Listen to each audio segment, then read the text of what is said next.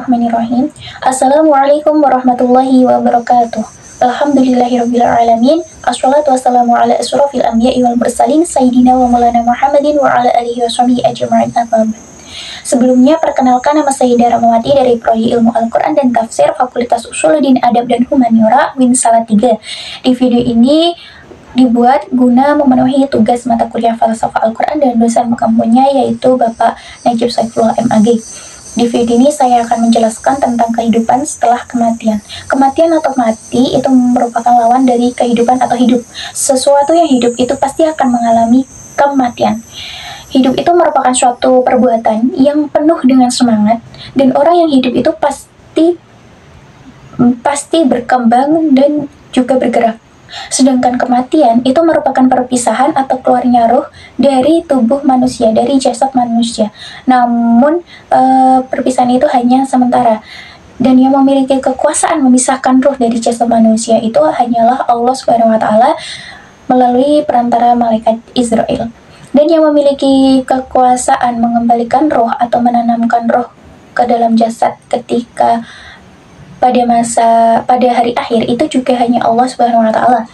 Sebagaimana dalam firman Allah Subhanahu wa Ta'ala dalam Quran Surat ayat 72 yang bunyinya yaitu Bismillahirrahmanirrahim, fa idza sawaituhu wa nafakhtu fihi min ruhi faqa'u lahu sajidin, yang artinya yaitu apabila aku telah menyempurnakan penciptaannya dan meniupkan roh ciptaanku ke dalamnya, tunduklah kamu kepadanya dalam bersujud. Dalam ayat tersebut dapat kita pahami bahwa dengan jelas bahwa yang telah menciptakan roh itu Allah Subhanahu wa Ta'ala, dan yang hanya memiliki kekuasaan dalam penciptaan itu hanyalah Allah Subhanahu wa Ta'ala. Manusia dalam hidupnya akan melewati beberapa alam kehidupan dan akan berakhir dalam kehidupan yang kekal, yaitu alam akhirat. Entah akan kekal dalam surga atau kekal dalam neraka, itu tergantung amal perbuatan baik buruk setiap manusia. Semoga kita umat muslim itu selalu dirahmati oleh Allah dan diampuni segala dosa-dosanya dan diterima segala amal baiknya. Amin, amin ya rabbal alamin. Kemudian tahapan alam kehidupan manusia berdasarkan Al-Quran yang pertama itu adalah alam roh. Kisah tentang Allah Subhanahu wa Ta'ala menciptakan roh sebelum manusia terbentuk jasadnya itu telah ditegaskan dalam Quran Surat ayat 72, yaitu surat yang telah tadi saya bacakan. Bisa dibayangkan betapa banyak roh yang diciptakan oleh Allah Subhanahu wa Ta'ala sebelum Allah menciptakan jasad manusia. Yang kedua yaitu alam kandungan. Manusia itu mulai terbentuk secara fisik sejak dalam rahim seorang ibu yang dikatakan janin. Nah, janin itu berasal dari air mani dan disimpan dalam tempat yang disebut rahim. Janin mengalami proses perkembangan dalam rahim dan dibentuk, kemudian disempurnakan sesuai dengan kehendak Allah Subhanahu wa Ta'ala. Kemudian setelah terbentuk dengan sempurna, barulah Allah Subhanahu wa Ta'ala meniupkan roh ke dalam janin tersebut. Kemudian setelah sekitar 9 bulan berada dalam rahim seorang ibu, maka lahirlah manusia ke alam dunia dalam keadaan polos dan suci tanpa membawa apapun. Kehidupan manusia di alam dunia itu pada dasarnya hanyalah sementara, karena kehidupan di dunia itu bisa disebut sebagai jalan menuju akhirat. Kehidupan di dunia itu merupakan ujian-ujian seumur hidupnya untuk menentukan tempatnya di akhirat kelak. Dan manusia itu diperintahkan untuk beriman dan menyembah kepada Allah dan melakukan amal makruf dan mencegah kemungkaran. Jadi setiap manusia itu diperintahkan untuk selalu menaati perintah Allah dan menjauhi larangan Allah. Setiap manusia akan diminta dipertanggungjawabannya sebagaimana ia menjalani kehidupan, menjalani perbuatan selama hidup di dunia. Seburuk-buruknya manusia itu adalah mereka yang kafir dan akan mendapatkan tempat di neraka jahanam. Sedangkan orang yang beriman kepada Allah dan melakukan perbuatan-perbuatan baik di dunia itu sesuai Al-Quran, itu merupakan manusia sebaik-baiknya manusia dan insya Allah akan ditempatkan di surga. Kehidupan di dunia itu hanyalah sementara. Bisa dibilang satu hari hidup di dunia itu adalah 1000 hari di akhirat. Manusia akan menjalani kehidupan di dunia hingga datanglah kematian, yaitu terpisahnya roh dari jasad manusia, namun hanya sementara, karena nanti roh dan jasad akan dibangkitkan kembali, disatukan kembali, yaitu pada hari akhir, pada hari kebangkitan. Kematian terjadi tatkala telah datang malaikat maut yang mencabut nyawa seseorang. Adapun pencabutan nyawa dari diri seseorang bisa terjadi secara keras atau secara lembut. Sebagaimana cara pencabutan nyawa orang kafir itu adalah secara keras, atau dengan cara lembut sebagaimana cara mencabut nyawa orang beriman. Sebagaimana firman Allah dalam Quran surat An-Nazi'at ayat 1-2 yang bunyinya yaitu Bismillahirrahmanirrahim wan-nazi'ati gharqa wan-nasyitati nashta, yang artinya yaitu demi malaikat yang mencabut nyawa dengan keras dan malaikat yang mencabut nyawa dengan lemah lembut. Bagi orang-orang kafir, nyawanya itu dicabut dengan kasar, seperti diibaratkan seperti besi berduri yang jatuh pada kain wol yang basah, kemudian ditarik dengan keras meskipun sulit, sehingga kain wol tersebut itu robek. Oleh karena itu, bisa kita bayangkan betapa kerasnya Allah mencabut nyawa orang kafir. Oleh karena itu, kita sebagai manusia yang beriman itu selalu berharap, selalu meminta kepada Allah agar kita dijauhkan dari kematian yang su'ul khatimah, dan semoga kita selalu berdoa semoga kita diangkat nyawanya itu dengan keadaan yang husnul khatimah. Amin amin ya rabbal alamin. Berhati-hati dan meminta perlindungan kepada Allah dari kematian yang su'ul khatimah. Kullu nafsin za'iqatul maut. Setiap yang bernyawa itu akan merasakan kematian. Karena kehidupan di dunia ini sementara, maka semua makhluk akan merasakan kematian. Manusia setelah kematian akan berpindah alam, yaitu dari alam dunia ke alam barzah atau alam kubur. Ini merupakan alam penantian sebelum adanya alam kebangkitan, di mana di alam kebangkitan itu merupakan alam pengadilan. Kematian dalam beberapa keterangan hanya jasadlah yang mati, sedangkan ruh itu tetap hidup ada di alam barzah. Mati atau maut adalah perpisahan ruh dan jasad. Nah, jasad masuk ke alam kubur, sedangkan roh masuk ke alam barzah. Alam barzah itu menjadi tempat persinggahan sementara jasad makhluk sampai dibangkitkannya pada hari kiamat. Setelah seseorang itu meninggal dunia, maka seseorang akan masuk ke dalam alam barzah. Dalam bahasa Arab, barzah itu artinya perantara. Jadi bisa dibilang alam barzah itu adalah merupakan dunia perantara antara dunia dengan alam akhirat. Ini adalah suatu alam yang dialami manusia mulai dari saat dia meninggal sampai datangnya hari kiamat atau hari akhir. Alam barzah ini digambarkan sebagai suatu kehidupan baru yang merupakan dinding pemisah antara alam dunia dan alam akhirat. Alam barzah termasuk bagian dari alam akhirat, sehingga maksud yang benar adalah alam barzah itu merupakan alam di antara alam dunia dengan alam setelah hari kebangkitan. Ketika berada di alam barzah, seseorang akan mengalami fitnah kubur.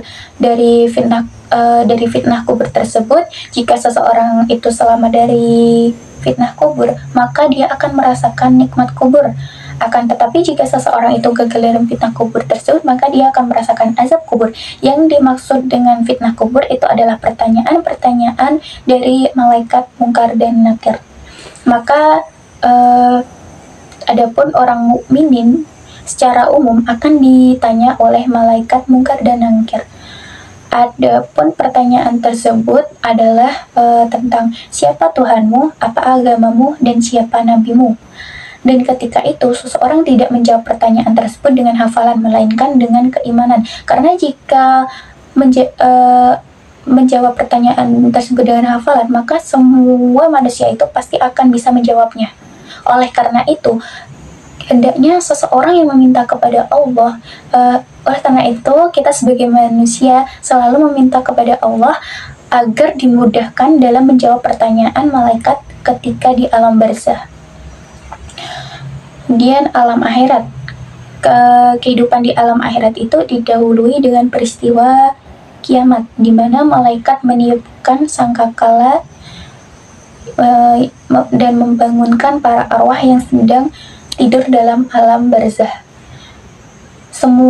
Setelah semua yang ada di alam barzah itu terbangun, kemudian bergegas ke padang mahsyar untuk dihisab keimanan, perbuatan baik dan buruk yang dilakukan selama hidup di dunia. Semua manusia yang dibangkitkan kembali dan kemudian dikumpulkan di padang mahsyar. Pada saat itu sudah ada yang celaka dan ada pula yang berbahagia. Orang-orang yang mulia telah diberikan ketetapan yang baik oleh Allah. Mereka akan dijauhkan dari neraka dan tidak mendengar sedikit pun suara api neraka. Mereka juga tidak disusahkan oleh kedahsyatan yang besar yang terjadi pada hari kiamat. Dan mereka juga disambut oleh para malaikat dengan ucapan, inilah harimu yang telah dijanjikan kepadamu. Suasana dan keadaan golongan manusia di hari akhirat pada umumnya itu berada dalam kepanikan yang sangat amat panik. Karena tidak ada yang bisa menolong, tidak bisa saling tolong menolong. Ada yang bergembira dan ada juga yang bermuka masam, tergantung dari amal baik buruk manusia ketika hidup di dunia. Setiap manusia akan diadili dalam pengadilan akhirat, di mana kita akan membela diri sendiri saat diminta pertanggungjawaban atas perbuatan kita ketika hidup di dunia. Tidak ada orang lain yang bisa menggantikan kita atau bahkan membela kita dalam peradilan akhirat yang maha adil. Kemudian ada pun nama-nama hari akhir. Di antaranya yang pertama yaitu Yaumul Qiyamah, yang artinya adalah hari kehancuran. Pada saat itu bumi, langit, seluruh dunia, seluruh alam semesta dan isinya itu akan hancur atas izin Allah Subhanahu wa taala. Pada hari itu semua manusia akan meninggal dunia, kemudian akan dibangkitkan dan akan diminta pertanggungjawaban atas semua amal perbuatan selama hidup di dunia. Kemudian yang kedua yaitu Yaumul Ba'ats. Arti dari Yaumul Ba'ats adalah hari kebangkitan, hari dibangkitnya seluruh manusia dari alam barzah ketika Allah Subhanahu wa taala memerintahkan malaikat Israfil untuk meniupkan sangkakala. Manusia yang sudah meninggal berabad-abad sehingga bahkan setelah menjadi tulang belulang di dalam kubur, itu juga akan dibangkitkan oleh Allah Subhanahu wa taala untuk menerima balasan atas segala perbuatannya ketika hidup di dunia. Kemudian yang ketiga yaitu Yaumul Mahsyar, yang artinya yaitu hari perkumpulan, hari di mana manusia dikumpulkan di suatu tempat yang luas yang disebut yaitu kemudian manusia dikumpulkan di tempat yang luas di mana matahari itu letaknya sangat dekat dengan kita, yaitu hanya sejengkal tangan saja. Kemudian yang keempat yaitu Yaumul Hisab, yang artinya yaitu hari perhitungan, di mana di sana akan dihitung setiap amal perbuatan manusia ketika hidup di dunia. Hari itu manusia tidak bisa berdusta atas amal perbuatan yang pernah dilakukan di dunia. Mulut pun akan terkunci, yang berbicara hanyalah kaki dan tangan.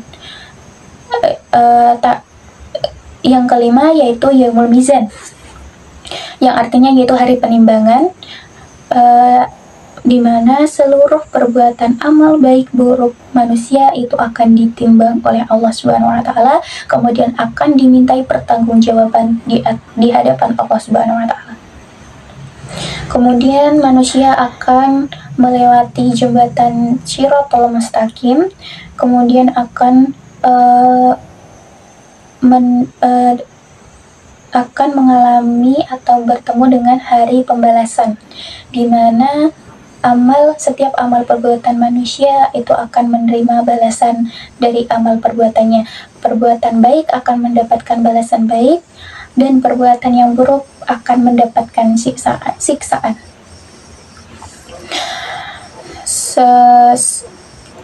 Seluruh manusia itu akan menuju tempat yang telah ditetapkan oleh Allah Subhanahu wa Ta'ala. Dan keadaan orang-orang yang melewati jembatan Shiratal Mustaqim itu bermacam-macam, sesuai dengan keimanan, perbuatan, dan juga dosa-dosa mereka. Setiap agama pasti memiliki keyakinan terhadap suatu hal yang dahsyat, yang mengatur seluruh alam semesta, yang bisa disebut Tuhan. Bahkan hari pembalasan di setiap agama pun berbeda-beda. Semua agama itu pasti percaya akan adanya Tuhan. Nah, walaupun setiap agama itu berbeda-beda tentang rincian ketuhanan. Baik, sekian dari saya penjelasannya. Dari penjelasan tersebut bisa diambil kesimpulan bahwa Allah telah menetapkan keberadaan manusia melalui tahapan-tahapan kehidupan, tahap-tahap kehidupan, mulai dari Allah itu menciptakan roh, kemudian Allah menciptakan jasad atau janin di dalam alam kandungan, kemudian Allah menyempurnakan membentuk janin tersebut sebagaimana sempurnanya manusia yang telah ditetapkan oleh Allah Subhanahu wa Ta'ala. Kemudian setelah janin tersebut terbentuk sempurna, kemudian Allah meniupkan ruh ke dalam janin tersebut. Kemudian selama sekitar 9 bulan di alam kandungan, maka lahirlah manusia ke alam dunia. Kemudian manusia tersebut hidup di alam dunia selama sesuai dengan yang Allah tetapkan, sesuai dengan takdir yang telah Allah tetapkan. Sampai akhirnya manusia tersebut mengalami kematian. Kemudian setelah manusia tersebut mengalami kematian, maka terpisahlah roh dari jasad manusia. Roh akan pindah dari alam dunia ke alam barzah. Kemudian jasad akan dikuburkan di alam kubur. Kemudian setelah itu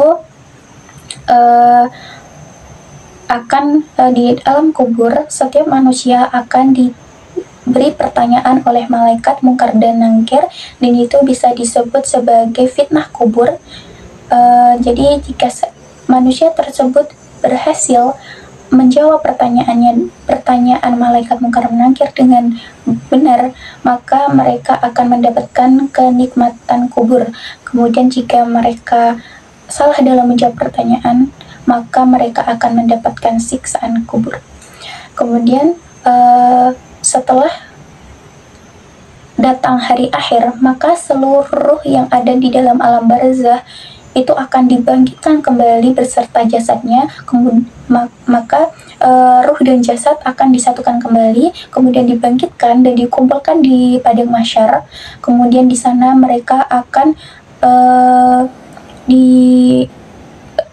diperhitungkan setiap amal perbuatan baik buruk mereka ketika hidup di dunia. Kemudian akan ditimbang, yaitu pada yaumul mizan akan ditimbang setiap amal baik buruk perbuatan mereka ketika hidup di dunia.